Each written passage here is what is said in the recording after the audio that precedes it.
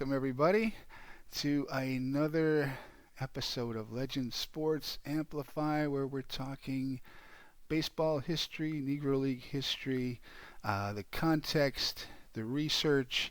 And I am really happy to have back with us today author and researcher Todd Peterson. How you doing, man?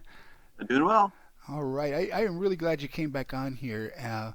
We were talking just before we got on here as to the significance and the work that you did on the Negro Leagues were major leagues, and it was cited with Baseball Reference in their recent announcement. And it was why I wanted to have you on here to talk through some of that, because there's been Right. a lot of discussion going on about this, and it's good. It's good discussion, and I really think that you could provide some really nice context and perspective to all this. So like I said, I really appreciate you taking some time this morning to do this. This is great. So, Baseball Reference makes the announcement last Monday, and for the most part, that has been positive. Um, but there are the skeptics, and there are the people who feel that some of this, was not necessary. Why are they mixing the statistics? The pushback as to why. In your work, what would be the broad theme of in that why the major Negro Leagues are major leagues that you feel people really need to know about? Well, that they were major leagues, and I think it's been said before, but it's like half of baseball history. So I think you really can't tell the story of baseball, and you can't, you able to segregate black players. They did for 70 odd years, but it's time not to segregate statistics anymore, to include those, and so you get the whole story of what baseball was like and of those leagues that were major leagues.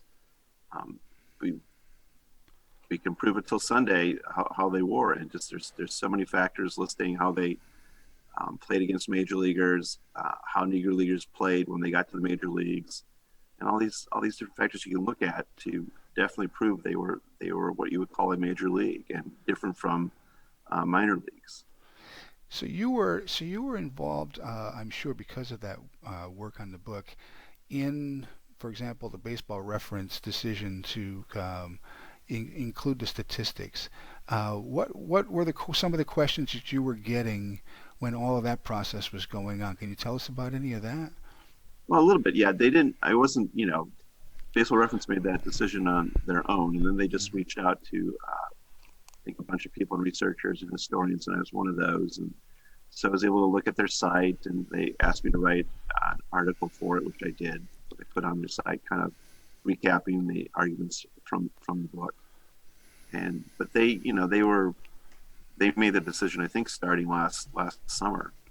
There was an article. Ben Lindbergh wrote an article on the book and other things, and it was in the Ringer, and that sort of I think that was an instigator getting things going for people, and kind of people woke from their slumber, I guess. Best, I mean, it just didn't.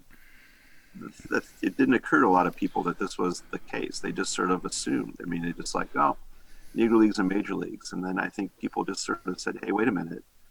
And I think a lot of people just sort of had aha moments. And I think the book and what all the great researchers I had and historians, the things we're able to do in that book and other things, people just sort of had that moment and said, hey, this is they were major leagues, and we got to get moving on this and recognize them and start incorporating their stats. And hopefully that the next step will be getting more black players, new league players into the Hall of Fame. I think that's the one thing we still working on. hmm And there's a number that there's efforts being made. Rap Dixon, John Donaldson, several others. I Yeah, mean, a number of others that should be and yeah, could be. So it's funny you said that about aha moment, because I had one this morning.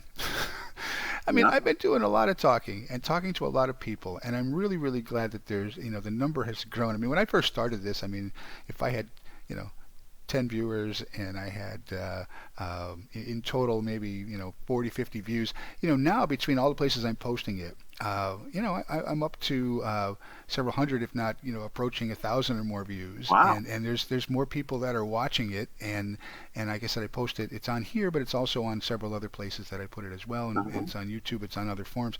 So I'm glad that people are there, and I'm glad that the context and the backstory of all of the people who've been doing this work for such a long time, like yourself, and I've had on, as you know, Larry Lester, James Brunson, Phil S. Dixon, Rich Purser was just on the other night, Leslie Hafey. There's many, not as many as there should be, but there's many, and like you said, there's this has been an effort that people have kept alive and been doing this for a long time. Some for a good chunk of their lives, like in the case Yeah. of some of these researchers and authors going back to the Yeah. 70s, 80s, even before. Yeah. And John Holloway has mhm. been doing it for such a long time. But the Gary. visibility was never raised, to this level as it has been in the last couple of years, and it's good to see. But it's funny you said that about the aha moment, because I got up this morning and I thought, boy, the forest and the tree, analogy has always been, something that people use a lot of times, and I think people are missing the forest for the trees here. We before we got on here, we talked about this for just a minute, but before 1901, there was no Major League Baseball as we know it. There was the National League, and that was it. Yeah. And then along comes the American League, which at that time was considered an upstart league. And the history of the American League goes back to the American Association in the Yeah. 1890s. Yeah. So now they are now a major league. They begin playing a World Series, and until 1997, they didn't play each other in the regular season at all. The No. only time they played each other was in the World Series, maybe some spring training games, some barnstorming, as we talked about, Yeah. an Those All-Star game. city series, they'd have those. They But play. But mm, yeah, that but was it. until 1997, was anybody saying that the American League statistics should not have been included with the National League statistics? That would mean Babe Ruth, all his home runs, other than a few for the Boston Braves, would not be included.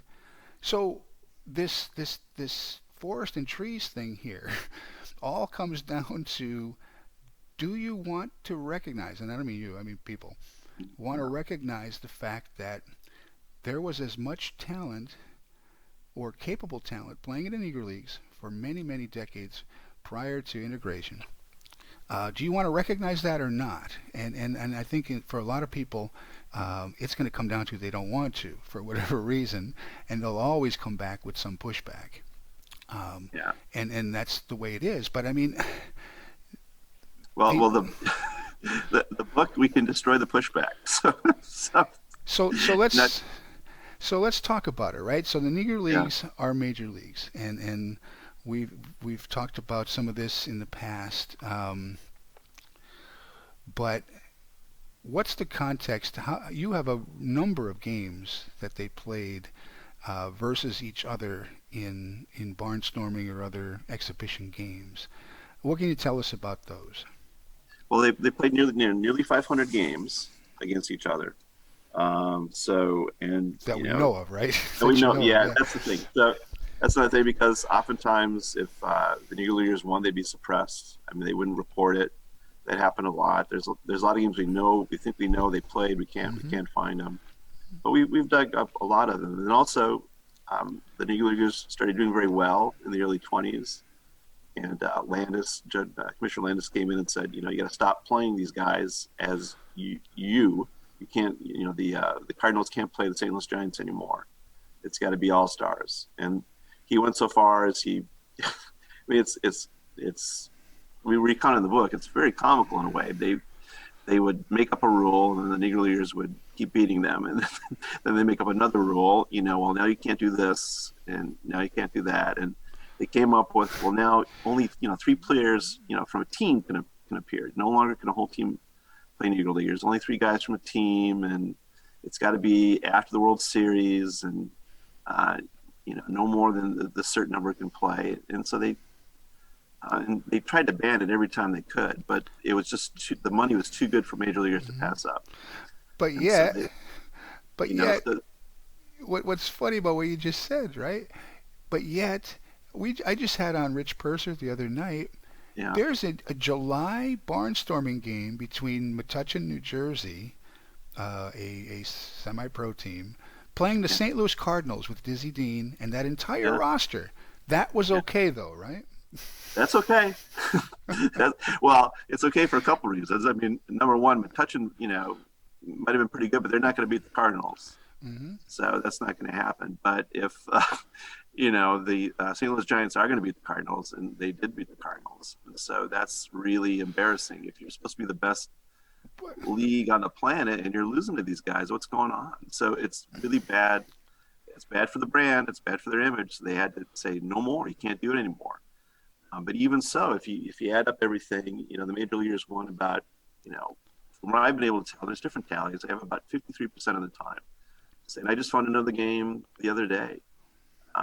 It was down in Macon, Georgia, kind of a spring training game, but it wasn't reported, except by a rival city reported it because they thought it was kind of funny. But Macon beat the Red Sox, 1903, the first year mm-hmm. the Red Sox would go on to win the World Series, but they took on this great Macon team and they lost. Mm-hmm. And so and I have not been able to find a box score, but I have an account from Savannah who brought it up and said, hey, this happened. So and not a black paper, a white mainstream press paper reported it. So these things keep coming up. They wouldn't report it. I'm sure it wasn't reported back in Boston Mm-hmm. that this happened. It would have been called a practice game or an exhibition, because when you lose and it's an exhibition, Mm-hmm. Yeah, you take your ball and you go home, right? I mean, that's you you you take your ball, you go home, and you don't tell anybody about it if mm-hmm. you can avoid it. I If they would have beat them, boy, you sure would have had a story and a box score and how funny this is.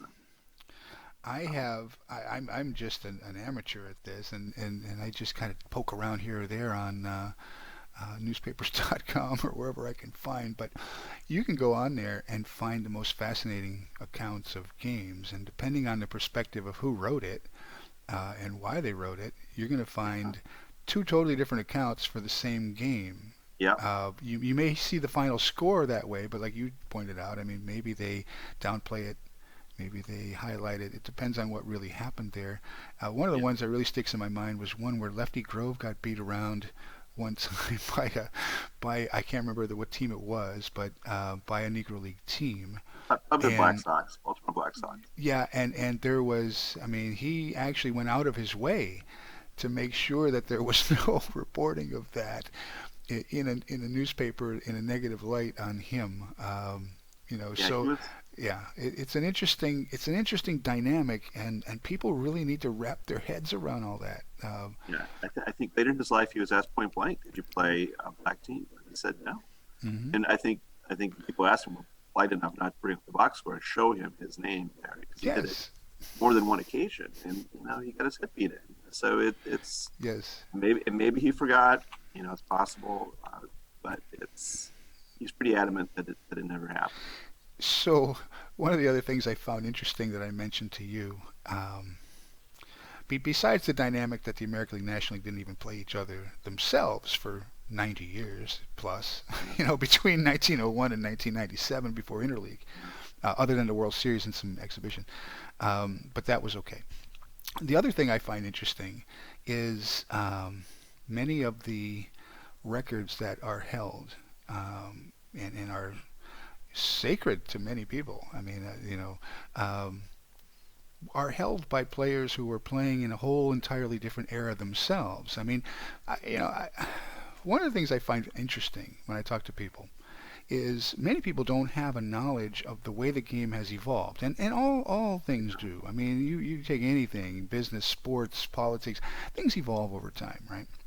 Yeah, Um, but baseball, being when it was played back in the 1860s, and I had on Andrew Nelson, who plays vintage baseball, that was underhand and no underhand. Yeah, mound and no gloves, and it was a whole different game back and then. you could call for high pitch or low pitch at some point. Yes, and the High count low. was you got 9 balls and 7 strikes, and it's crazy stuff, right?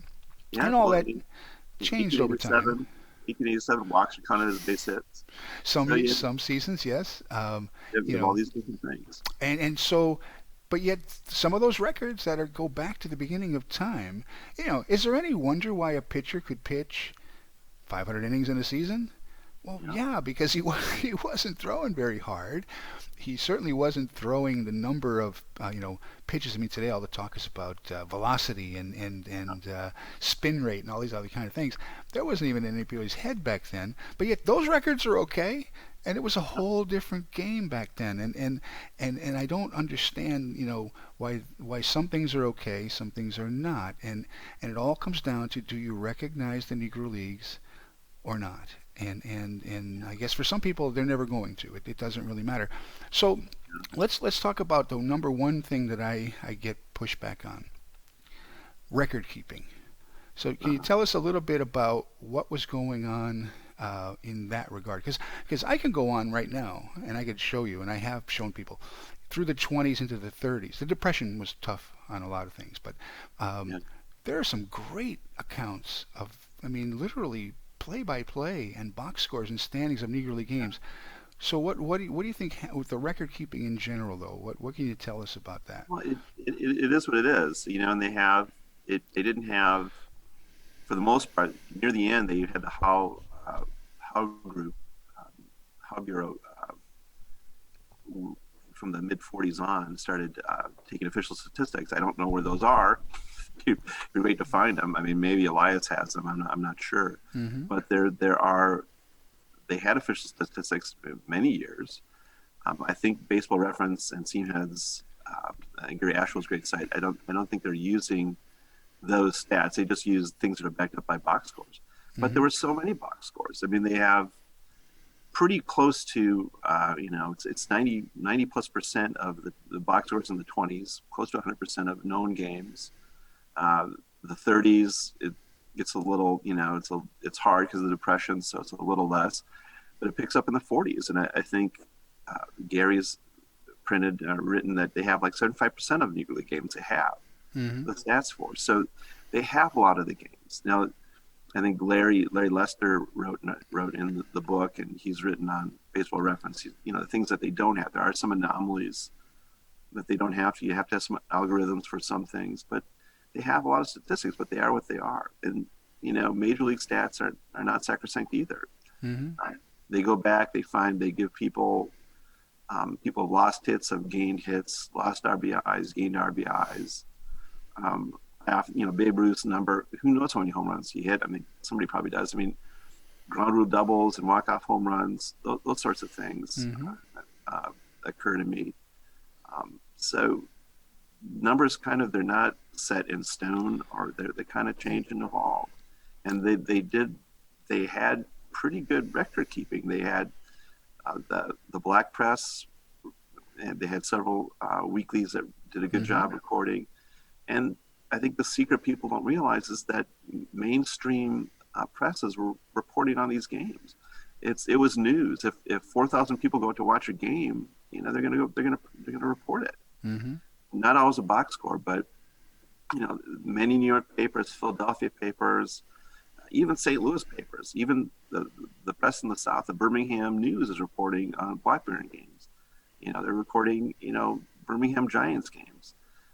So it's sort of white. Well, there was a kind of forgetting that went on there at some point, but they have those box scores. They have those stats. They don't have everything.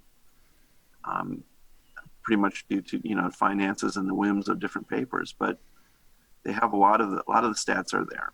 Hmm. And so I think it's I think it's a push. It's kind of silly to point at you're missing this, you're missing that, when Hmm. you can go back in even in the 90s, the Sporting News would get different box score reports for games. Hmm.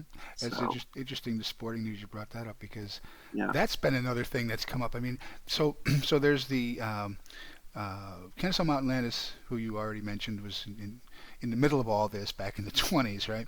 yeah, His name was on the MVP award. yeah, Now it's not. And there's an effort to put Josh Gibson on there. There's mm-hmm. also Branch Rickey, Frank Robinson being considered. Um, Sporting News, the Spink Award for the Baseball Writers Yeah. Association. And what do you come to find out? That for decades, and this is not, no, there's no conjecture here. This is fact. For decades, the Sporting News, who was the Bible of sport and baseball coverage, especially going back into the, early, the golden age type of coverage, um, there were efforts to not cover black baseball and Negro League players, and even Jackie Robinson when he came into the league. So you have that dynamic going on that anything that is happening, who's got the keys to the kingdom there, and Well, I mean, that's a great point, and it's just not ignoring it. It's just actively trying not to. Aware of this league that's doing really well against you, and trying to downplay it as much as possible. And I don't know the history of that. I should, but I mean, I think it's too bad the Sporting Life in Philadelphia seemed to have lost out to the Sporting News yes, in St. Louis. I mean, because the Sporting Life would report on black games, and at least during the 19th century, and they had a much more a better approach there. The Sporting News, no, they had great teams in St. Louis. mm-hmm. So, and they had the St. Louis Giants are beating the Cardinals in the early 20s, and St. Louis Stars are beating major league teams. So Mm-hmm. it wasn't a surprise to them. They just buried it as much as they possibly could. I mean, the Crawfords did play a major league team in the late 30s, and those are, I think, one of the few box scores I've ever seen from the Sporting News. And because they played in Mexico for one reason, I think, is why they actually printed those box scores. Mm-hmm. So, But funny thing about that, right? Not funny, sad, really, is like take the Sporting News for example. In 1947 and 48, when Jackie Robinson was literally coming in and changing the dynamics and changing the game of baseball, and Larry Doby followed, and then others after. There was no mention of Jackie Robinson other than he got caught in a rundown in the World Series against the Yankees or something. And it just is crazy to me that, wait a minute, that's what you covered? That was the picture that you showed? It just doesn't make any sense, but it does give you some perspective as to, what types of things were going on, but yeah, but again, a lot of the press knew what was going on, and I can remember when I first started researching the St. Paul Gophers about 25 years ago or so, and one of the things that got me going on this whole thing is Minneapolis and St. Paul sports writers they had a phrase that was repeated off ad nauseum since then. If only for the color of his skin, he'd be playing in the major leagues. mm-hmm. So the mainstream press knew, a lot of them knew. I mean, they realized this. Mm-hmm. No. So it wasn't a secret. They knew 150 years ago how good these players were. Mm-hmm. And it just was, the hatred it's the only word you can come up with. It racism, hatred Mm-hmm. was so strong, they just had to bury it. They couldn't admit to it. Mm-hmm. And like I said, they were the ones who had the keys to the kingdom, so it made it hard to Yeah. finally get there. And you know what? To be fair, I get it on the statistics side of things. Yeah. Baseball, that's the beauty of baseball. Statistics are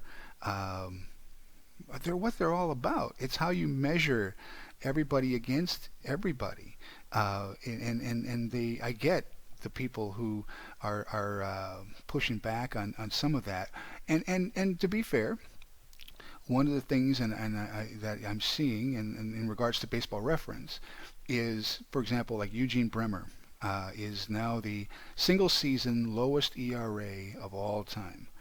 Lower than even Satchel Paige, lower than anybody. Tim Keefe was the prior holder going back in the 1880s.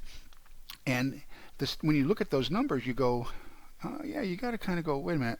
He only pitched 50-some innings, first of all, which is a small sample size.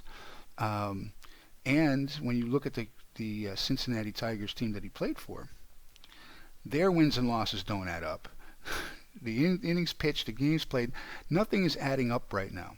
And what I've been trying to point out though is it's an ongoing process. Things are still being updated, and this is what we have right now. How long do you wait? it's been how many generations now? Yeah, At some point, you have got to just say, look, they were capable. It's not like the Union Association or the Players League and some of these others that no, have been included, the American Association, who left and started their own leagues because of contracts or whatever it was, right? Money, whatever it was. Usually all about money. This was they simply couldn't play because they were of the color of their skin. This has nothing to do with ability here.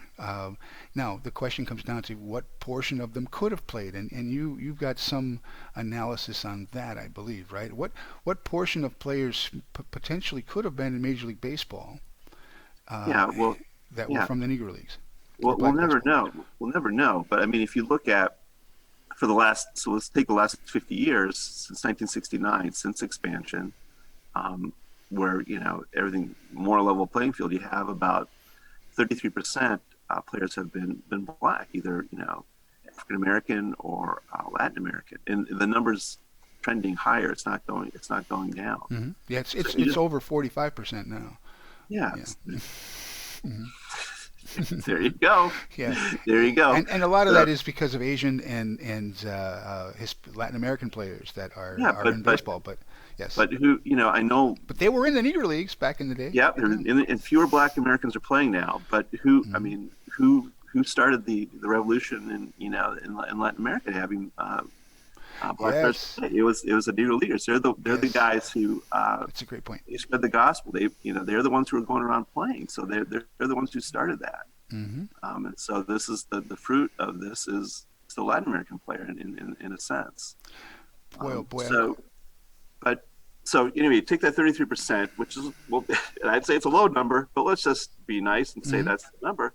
And you take that 33% back, and you go back to 1920, you have 400 major league players, and so that's about if you take 33% of those guys shouldn't be playing, hmm in the white segregated league, that's about 100, 138 or so, I believe. hmm So, you can say 60% of that league probably would still be playing if all things are equal. We'll never know, hmm of course. and And then you and look at the Negro Leagues, and we've added it up, and they've averaged about 13 teams, or about 207 players because their rosters are smaller, hmm would have been playing each year.